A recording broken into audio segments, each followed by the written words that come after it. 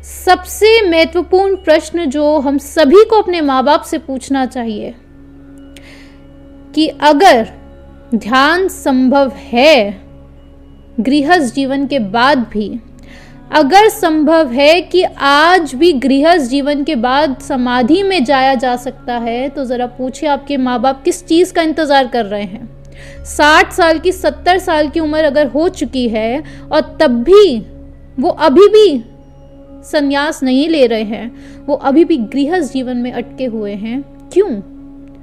क्या कारण है? अगर संभव ही है, वो ये आपको समझा रहे हैं, तो उन्हें बोलिए ज़रा करके दिखाएं पहले खुद।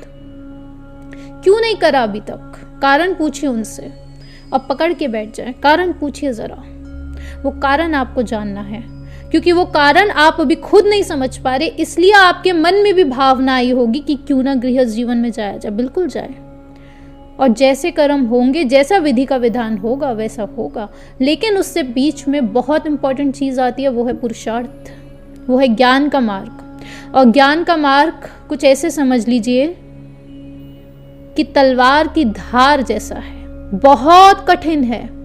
आज के समय में बहुत कठिन हो सकता है ये ज्ञान का मार्ग। भक्ति मार्ग में आपको क्लैरिटी है कि एक किताब है, कुछ गुरु है, उन्होंने जो कहा वैसे आपको चलना है। लेकिन इस ज्ञान के मार्ग पे अगर आपका प्रश्न ये भी है कि मैम फूड क्या खाना है, फूड क्या खाना है हमें ध्यान के समय में, तो उसका भी जवाब एक नहीं होगा। उसका जवाब है सम्यक आहार लीजिए। और वो सम्यक आहार क्या होता है, परफेक्ट डाइट किसे बोलते हैं, वो हर इंसान के लिए अलग है।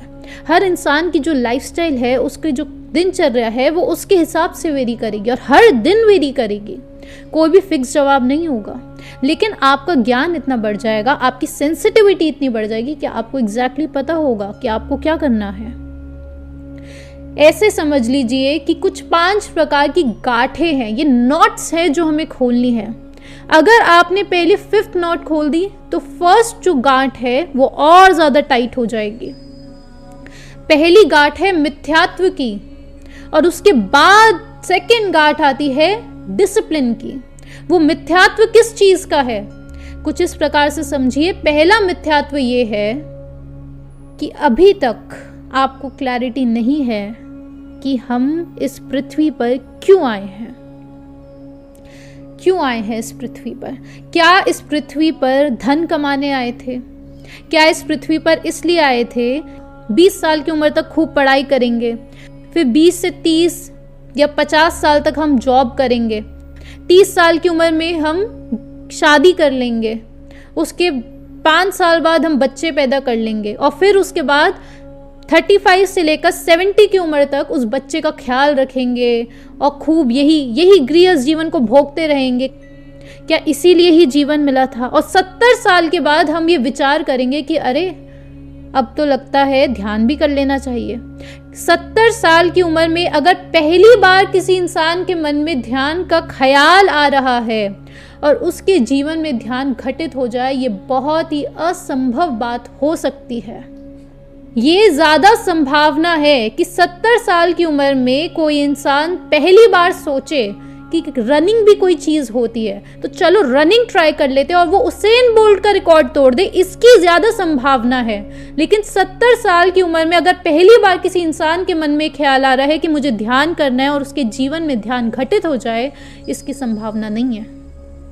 और अगर जिस दिन आपको ऐसा इंसान दिख जाए कि पहली बार ध्यान के बारे में सोचा 70 साल की उम्र में, ये याद रखिए, और उसके जीवन में ध्यान भी घटित हो जाए, तो समझ लीजिए कि उस दिन प्रकृति अपने नियमों से ठीक उलट जा चुकी है। पूरी प्रकृति उसी दिन कोलैप्स हो जाएगी, क्योंकि प्रकृति के नियम बहुत ही स्पष्ट है।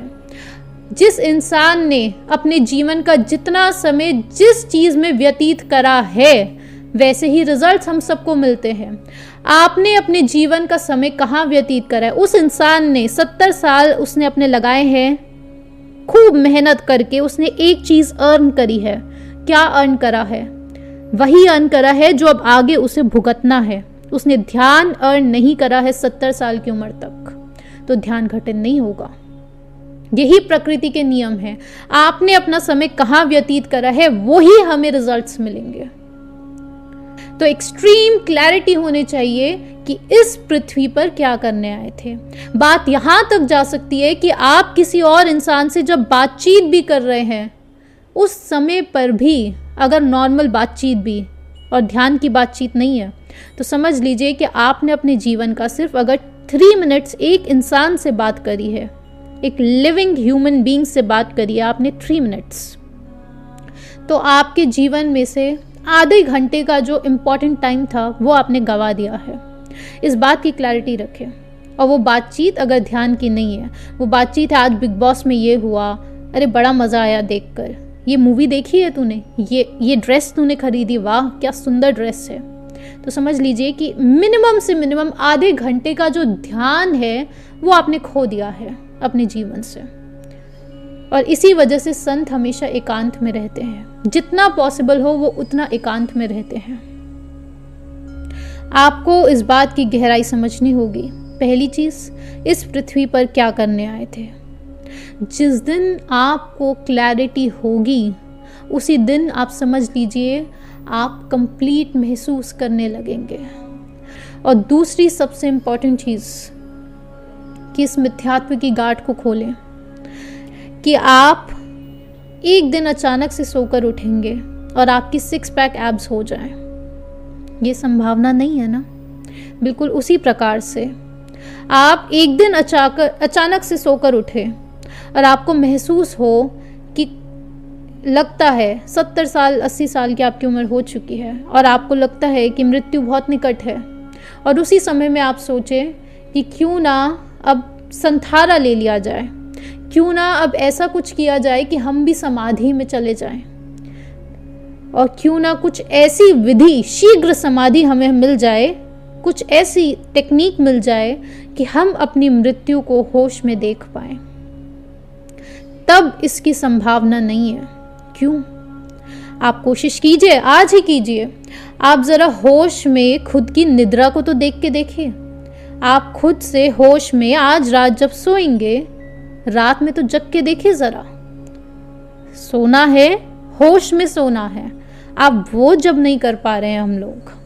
क्यों? क्योंकि अभ्यास नहीं किया है उसका। जब ये तक नहीं हो पा रहा तो मृत्यु के समय में आप कैसे एक्सपेक्ट कर पा रहे हैं कि अचानक से एक दिन कि अरे अरे अब तो मृत्यु बहुत निकट है, अब तो लग रहा है अब तो मरना होगा, और उस समय में आप सोचे कि मृत्यु को मैं देख पाऊं पूर्ण होश में, वो संभावना नहीं है।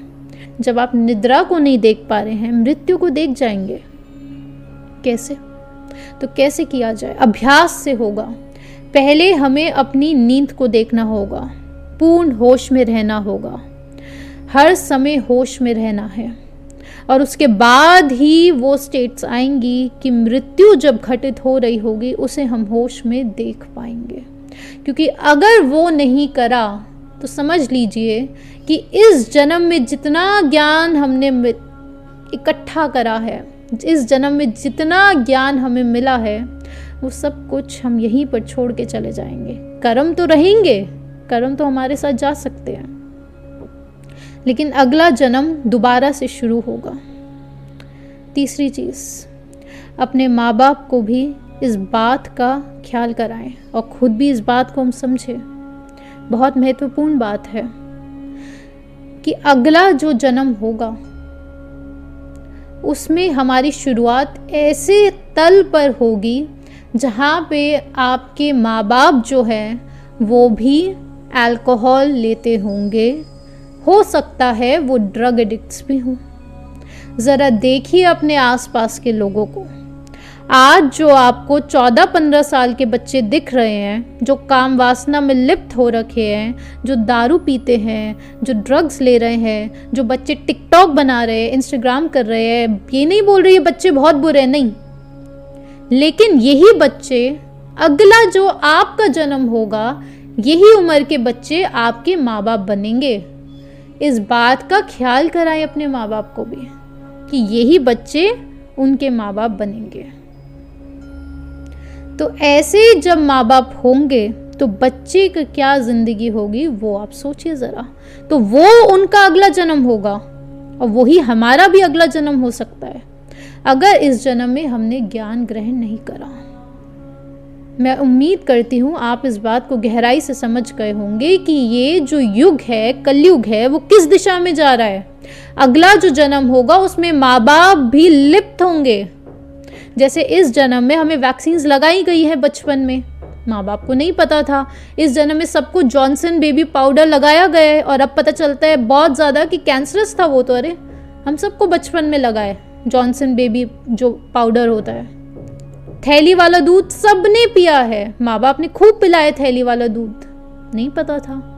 और वो सेरेलैक, बात यहाँ तक जाती है कि डॉक्टर्स, मेरी खुद की मदर जो है वो बोलती है कि डॉक्टर ने रिकमेंड करा था कि सेरेलैक पिलाना है।